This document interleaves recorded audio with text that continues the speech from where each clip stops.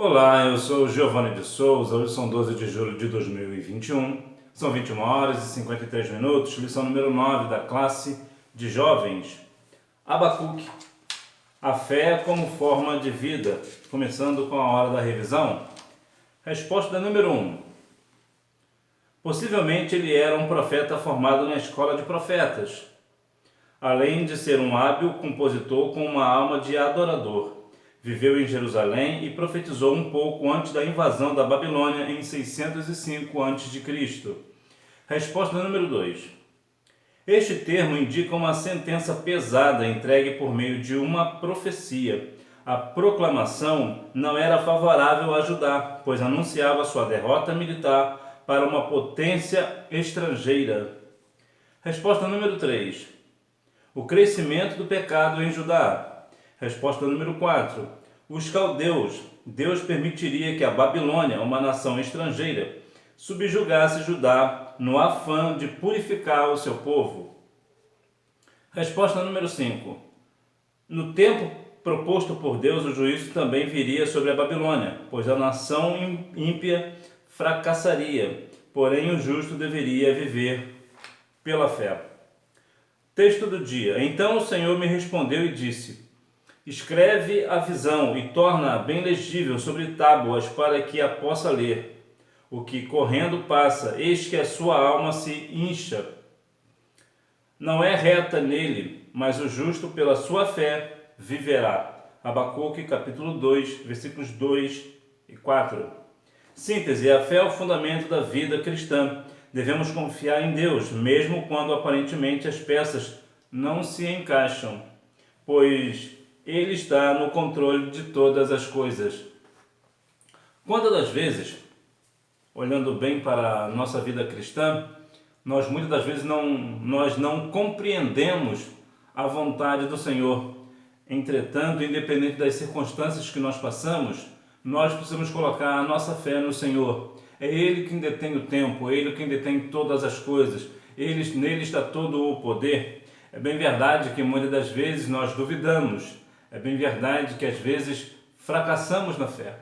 Entretanto, mesmo quando nós fracassamos na fé, nós precisamos voltar a crer no nosso Senhor e Salvador Jesus Cristo. Precisamos compreender que até os grandes nomes da Bíblia, os grandes homens da Bíblia fracassaram na fé, duvidaram alguma vez na vida. Os discípulos, por exemplo, todos eles duvidaram, apesar que muitas das vezes as pessoas colocam somente a questão de Tomé, mas todos os discípulos fracassaram na fé, duvidaram, questionaram quem era Cristo. Entretanto, o importante é que se acontecer, claro, desejo que não aconteça com você, mas se acontecer, sabe que você não é o único neste negócio. Algumas pessoas, mesmo na Bíblia, próprios discípulos, alguma vez já duvidaram. Bom, Abacuque é um nome que em hebraico quer dizer abraçar. Isso traz a ideia de que Deus abraça o profeta. É também possível que o nome do profeta seja de uma planta assíria, o que indica a influência da Assíria sobre Judá. Abacuque é original de Judá e profetizou contra o juízo que viria sobre Judá. O profeta é contemporâneo de Jeremias. Há algumas suposições sobre Abacuque. Abacuque seria filho da mulher sunamita, em 2 Reis, capítulo 4, versículo 16, ou o vigia mencionado em Isaías, capítulo 21, versículo 6, ou que o profeta seria cantor no templo de Jerusalém, devido ao capítulo 3 ser uma oração em salmos, mencionar ao diretor de música, mas nada disso pode ser provado.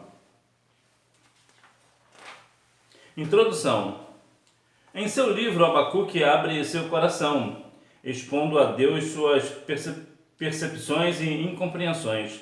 Durante este diálogo, uma grande descoberta teológica acontece: a fé como forma de vida na relação do crente com Deus.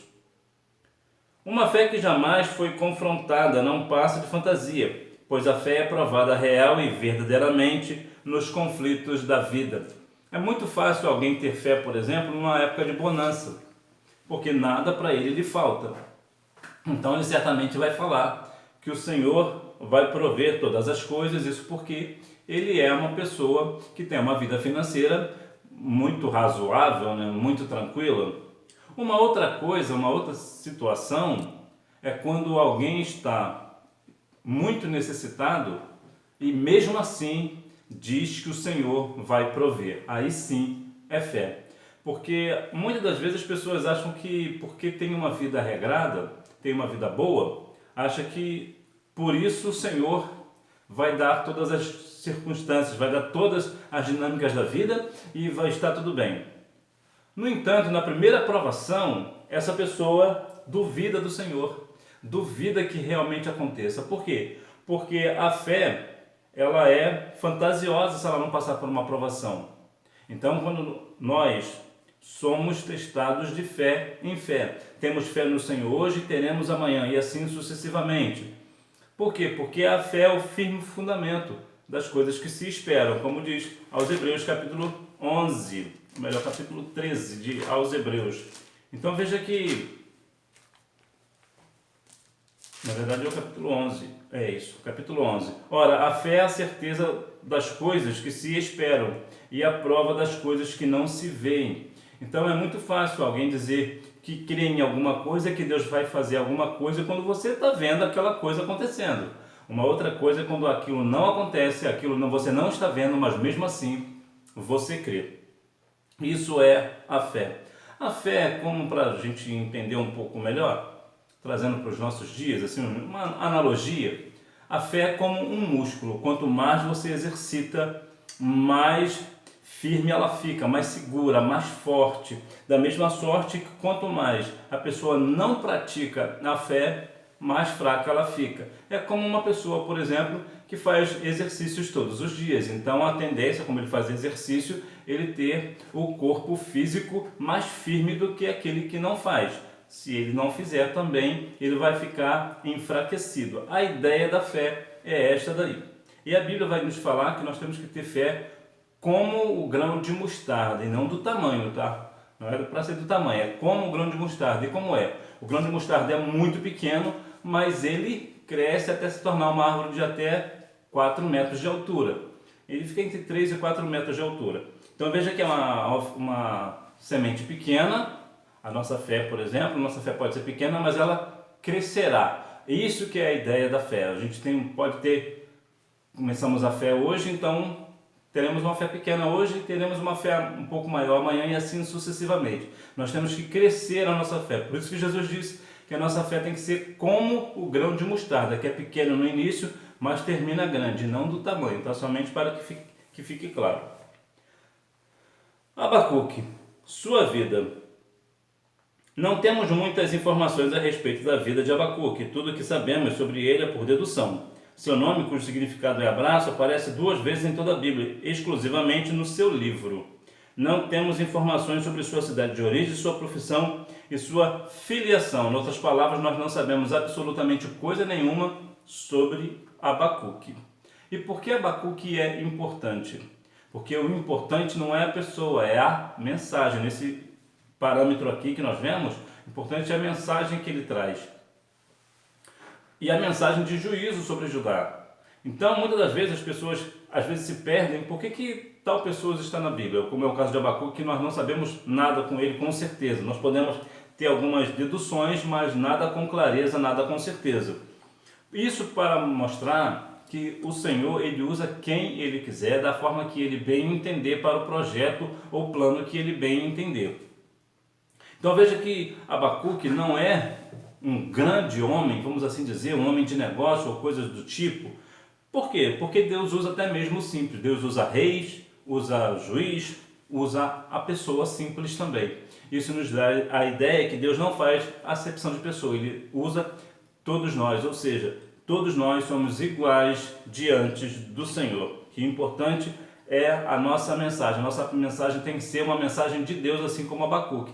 A palavra de Abacuque, a profecia de Abacuque era do Senhor, vinda do Senhor. E assim, para os nossos dias, a nossa palavra também tem que ser vinda do Senhor. Nós temos que falar do Senhor, da palavra do Senhor. Data do livro. O profeta não cita nomes de reis. Sem essa referência histórica, fica difícil especificar uma data. ao ler o livro, encontramos algumas informações que nos levam a propor que, por dedução, uma possível data. Ele aparece surpreso ao saber que Deus levantaria a Babilônia, os caldeus, para subjugar Judá. Sabemos que o livro foi escrito um pouco antes da primeira invasão da Babilônia em Jerusalém, no ano 605 a.C. Isso muito provavelmente foi no reinado do rei Joaquim. Então veja que nós não temos muito com clareza, nada com muita certeza, né? Podemos apenas fazer algumas conjecturas, né? No caso aqui, 605 antes de Cristo, que seria a data do livro. Estrutura e mensagem do livro. A profecia de Abacuque foi um peso para Judá, termo que indica uma sentença pesada, entregue por meio de profecia. O oráculo lhe foi revelado em forma de visão. Seu livro tem 3 capítulos e contém pelo menos 3 formas literárias diferentes: diálogo, ais proféticos e louvor. Essa é a estrutura do livro de Abacuque, que vai conter o diálogo com o Senhor, né? Justamente com o profeta com o Senhor. Vemos também o ais proféticos, né? Que é a questão do juízo, e também o louvor, que está lá no capítulo 3.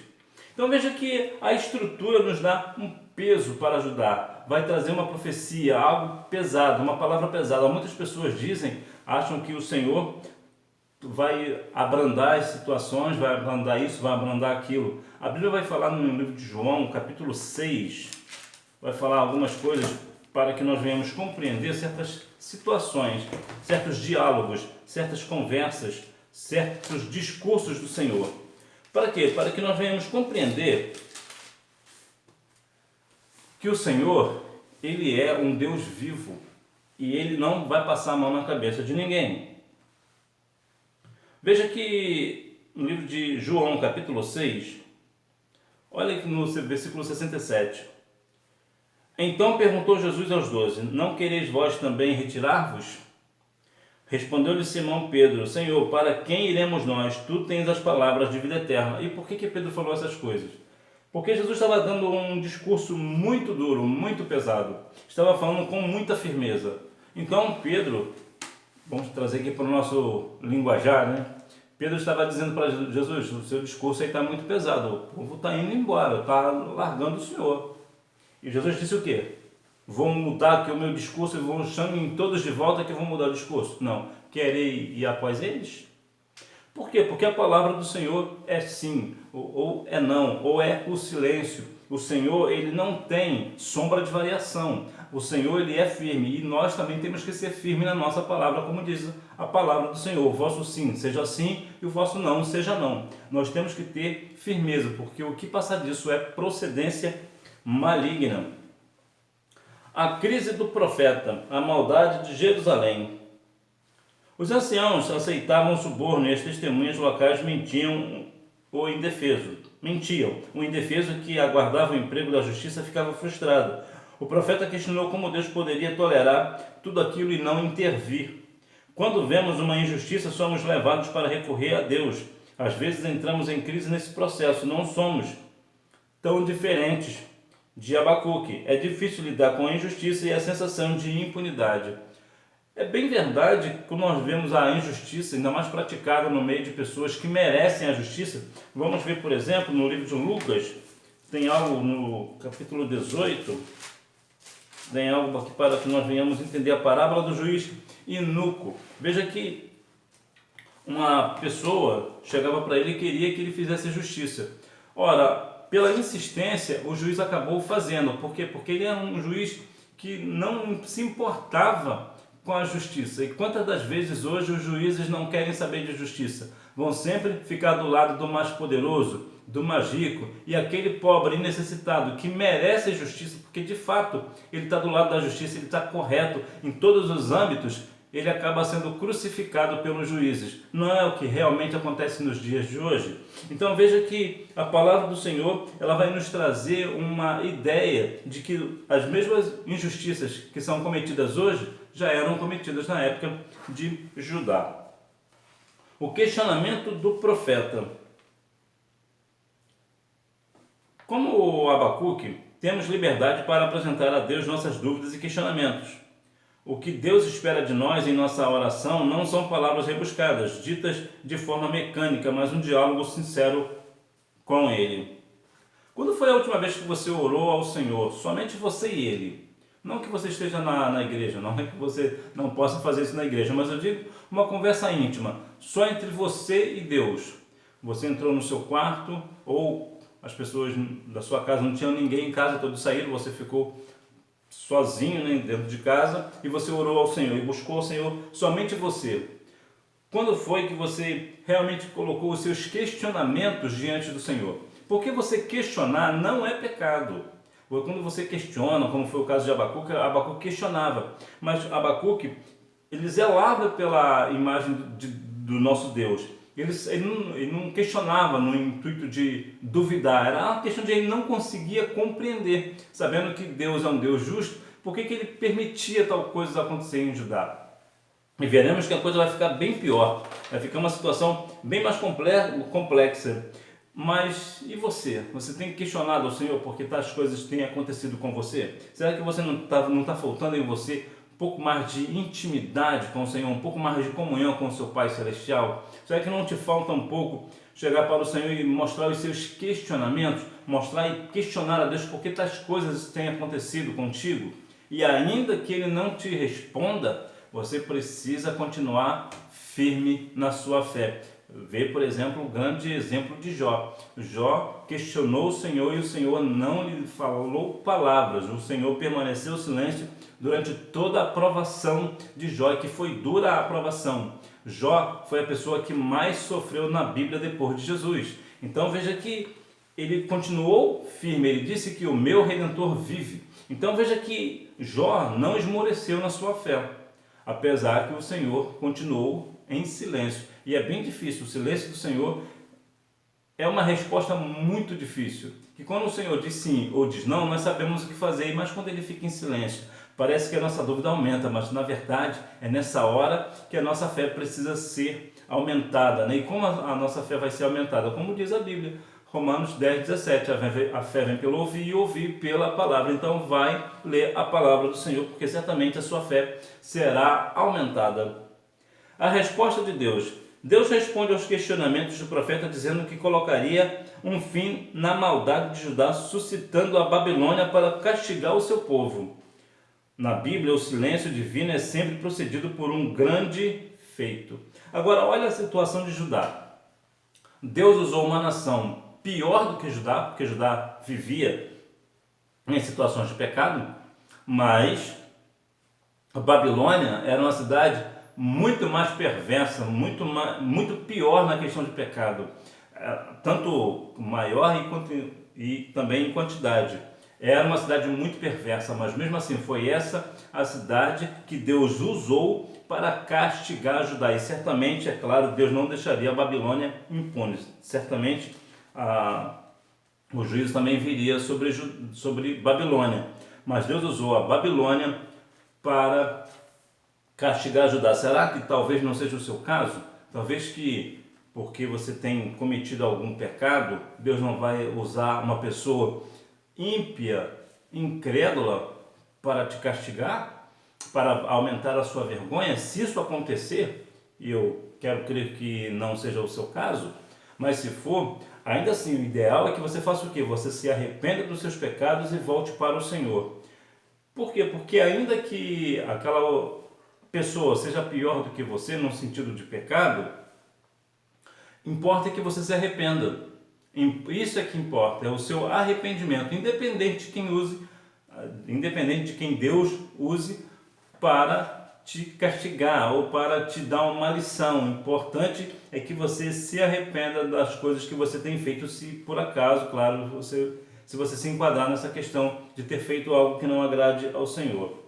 A fé como forma de vida, aguardando uma nova resposta.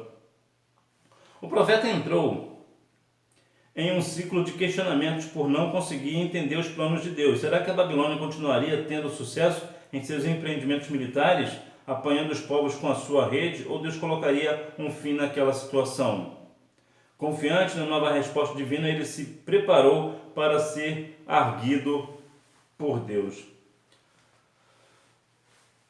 A fé é a nossa forma de vida.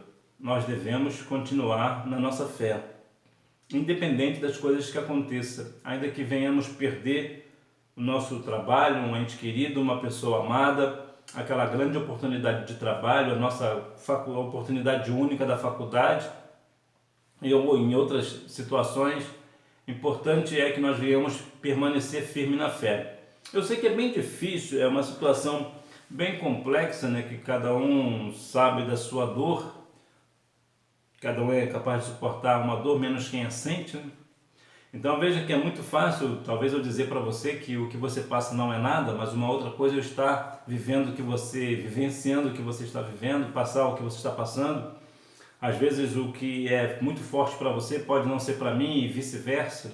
Então importa que nós venhamos estar orando uns pelos outros para que assim o Senhor venha nos fortalecer. E mais uma vez é bom deixar claro que a fé vem pelo ouvir a palavra. Então se você porventura está numa situação que atualmente você está com a sua fé abalada, tem uma cura. Vá ler a palavra do Senhor, porque certamente o Senhor vai falar com você. A nova resposta de Deus. Ele fez questão de mostrar para o profeta que conhecia os pecados da Babilônia, pois eles embriagavam-se com o vinho, eram soberbos e possuíam uma sede insaciável por conquistas. Consideravam-se superiores às demais nações. Então veja que Deus não vai deixar a coisa impune. O Senhor sabia das situações de Babilônia, sabia como eles faziam, como era o proceder do povo da Babilônia. E certamente o grande questionamento agora, a grande situação agora do profeta era que agora ele tinha que crer na mensagem e aguardar a realização. Ele profetizou e agora ele tem que aguardar aquilo acontecer, a situação acontecer, a profecia acontecer. Então veja que, e agora? E se não acontecer? Certamente, quando nós falamos algo da parte do Senhor, é possível que uma hora ou outra talvez a gente duvide, né? Até, será que realmente foi o que Deus mandou dizer? Será que não foi algo da minha cabeça? É claro que às vezes acontece, a gente às vezes perder um pouco o passo, né? A gente perde um pouco da direção. Como eu já falei no início, os homens da Bíblia também perderam. Teve momentos da vida deles que eles duvidaram. O ideal é que, se acontecer, a gente permaneça com a nossa fé, a gente volte o nosso coração ao Senhor. O triunfo da fé. Apesar dos sombrios prognósticos futuros, o profeta diz que descansará em Deus, pois ele compreendeu que a fé do crente deve ser mais forte do que as circunstâncias. Independente das coisas que irá acontecer, nós precisamos permanecer com a nossa fé no Senhor, independente das circunstâncias, porque nós sabemos que as coisas que virão, as situações que virão, certamente são cumprimentos da palavra. E independente do prognóstico, independente do que Deus já falou que vai fazer com a nação, ou seja, com alguém em especial e importante, é que nós venhamos continuar firme no nosso propósito, nós venhamos estar firme no Senhor, continuar a nossa jornada, a nossa caminhada, que nós venhamos realmente compreender que, ainda que às vezes a gente pense que está tudo terminado, que não vai dar certo, importante que nós venhamos compreender que está tudo debaixo da potente mão do Senhor, que Ele, ao seu tempo, Ele dará, né? Ele fará as coisas acontecerem da forma que Ele já organizou, da forma que Ele já planejou. Agora, o ideal é que nós venhamos continuar firme no nosso propósito, confiar sempre no Senhor. Conclusão: o justo vive pela fé. A declaração de Abacuque tornou-se a pedra fundamental da justificação pela fé na teologia paulina e, na Idade Média, com Lutero, representou a confissão essencial da reforma protestante. A fé, como já falei, ela é como se fosse um músculo.